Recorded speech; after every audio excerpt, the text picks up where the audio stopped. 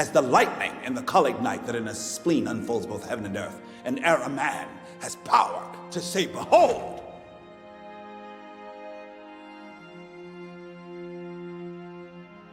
The jaws of darkness do devour it up. So quick, bright things come to confusion. Theater is the character-revealing medium. Under a spotlight this harsh, its performers are transformed in a way that we don't quite see in other mediums, impelled to contend with the living, breathing audience critiquing and judging their spectacle in real time. There's revelatory forces at play here. After all, it's one of the few mediums where the audience must explicitly contribute to the invention of the story. In film, we see the realistically rendered places, spaces, people, and things who are attempting to portray the world represented as practical and naturalistic. But in theater, where the artifice is so often laid naked and bare, we as audience members must take part in suspending our disbelief at the narrative conjured before us, turn static structures, sovereigns, and stories into lively castles, kings, and characters. We must, for a moment, believe in magic. Sing Sing exists within the magic of theater and stagecraft. It's a movie about the real-life theater rehabilitation program, Rehabilitation Through the Arts. In it, we follow Divine G, a star playwright and performer from the program who simultaneously seeks to prove his own innocence. It's within these theater scenes taking place within this unusual setting that we're forced to reconceptualize the way we as audience members think about both the act of performing and how we understand criminality. In a film where the narrative and visual language of theater becomes a vantage point through which we can understand the prisoner as they exist in our society, as people constantly performing identity for survival. All right, now, what's your emotional state? What's underneath that? Mad as a motherfucker. Okay, no, okay. Anger is the easiest thing to play. Am I right, Brent? Too easy. What's more complicated is to play hurt. That helps you name the thing, all right? Now try that. The set design is the first aspect in which we encounter theater's suspension of disbelief manifested. It is a medium built off the back of minimal, sparse visuals that denote larger structures, lands, and spaces beyond the pale. It stems from the tradition of theater that began in ancient Greece, outdoor amphitheaters whose openness allowed maximum communication between the stage actors and the onlooking audience. In these days, stage productions relied more on costuming and prop design rather than a realistic stage itself. As theater burgeoned in the Renaissance, championed by the likes of Shakespeare, this suspension of disbelief became an essential component of live theater, asking the audience in turn to be equally as involved in the process of transforming acting and fantasy into storytelling. In Sing Sing, we're made privy to this act of set creation the audiences partake in, with the prison as a simple setting itself, the boring mundanity, the stark emptiness, the somberness and solitude. The only thing left for a prisoner to do in a space this discomforting and disconcerting is to imagine. It serves as an imperfect backdrop for transportative performances to be had. We see so much of this in the prisoner auditions for their upcoming play, the joy and laughter they express, the way they reach outside of themselves, taking on these wacky characters and dispositions. It's here they're given, above all else, the ability and space to pretend. To be in a prison means you must imagine a world outside of it, even a fictitious one, in order to not be consumed by it. It's arguable their imaginations go to the fictitious because it's less grounded. It becomes easier for these men to imagine themselves as a pirate or a pharaoh or Macbeth than it is to imagine themselves as free.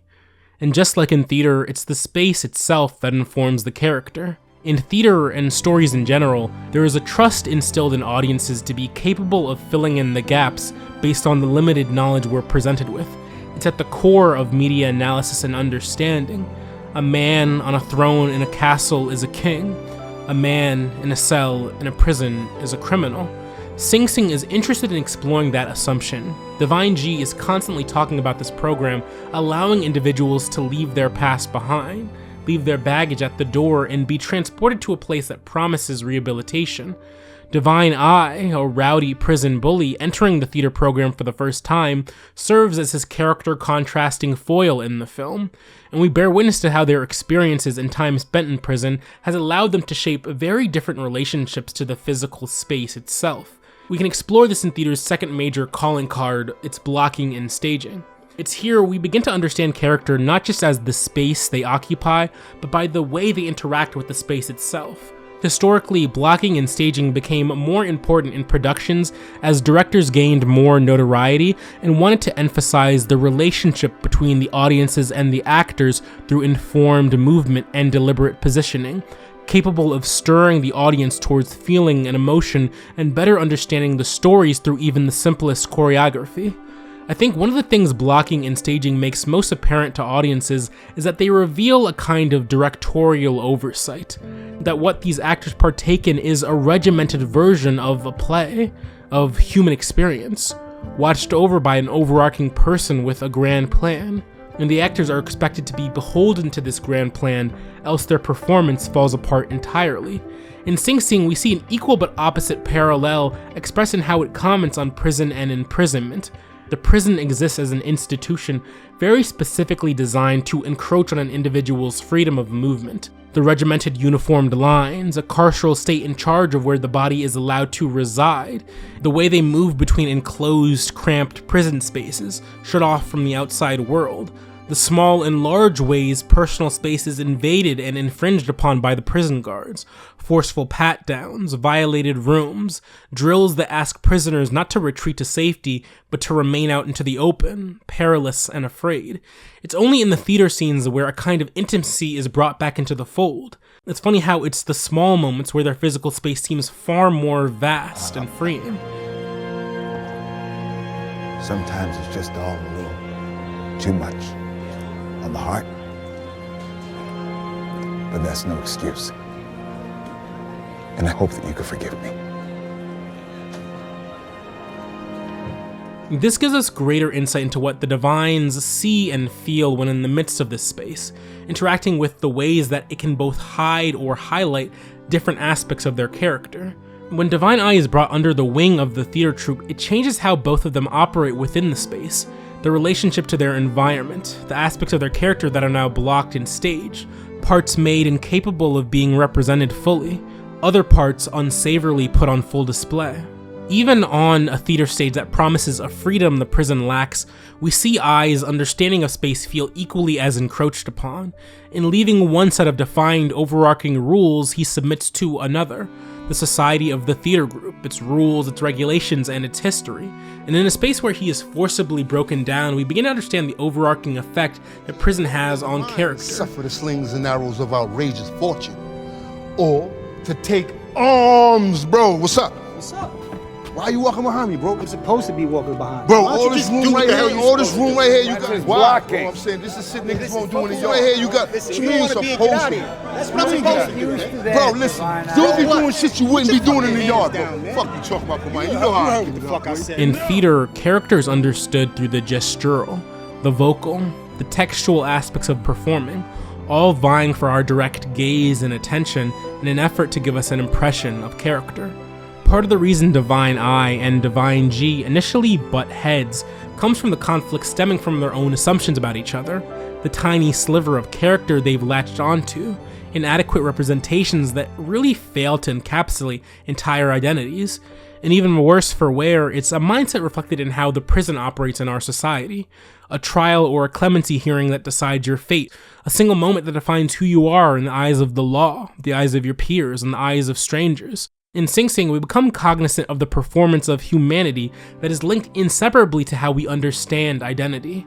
That even reaching some level of authentic performance isn't so much for an individual as it is for onlookers, for keyholders, for audiences who relish in the lofty position they've been ordained with, as world makers and destroyers, judges and jurors, whose machinations of the mind take part in creating the space we call theater just as much as they take part in removing humanity from the unequivocally human. But for the members of this theater group in Sing Sing, there is no audience to speak of, not much anyways.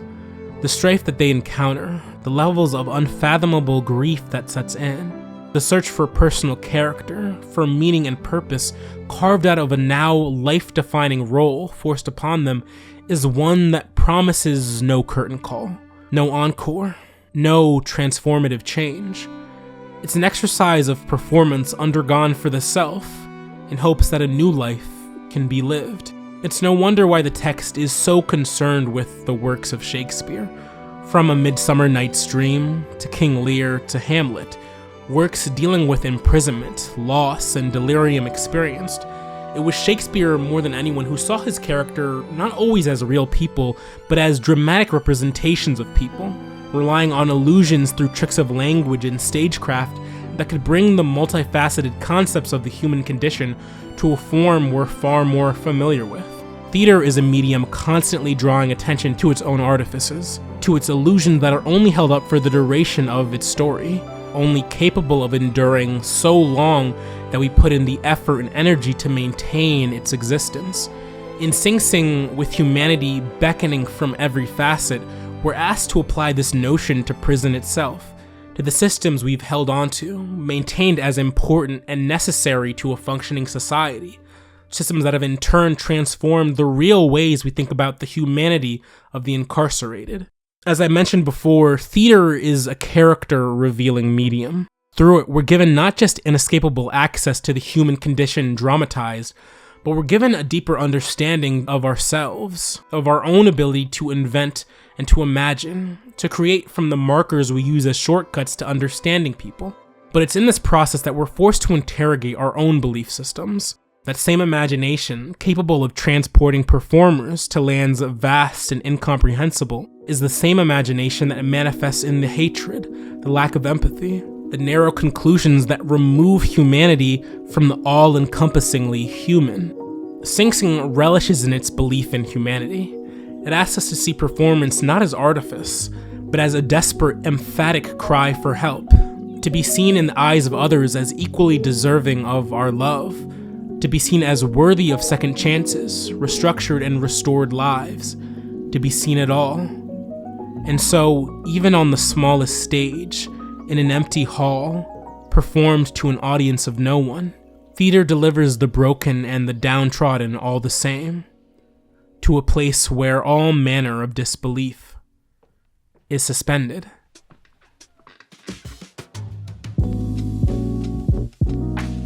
Mind Theater is a solo effort produced and written by me, Aowa King Bade.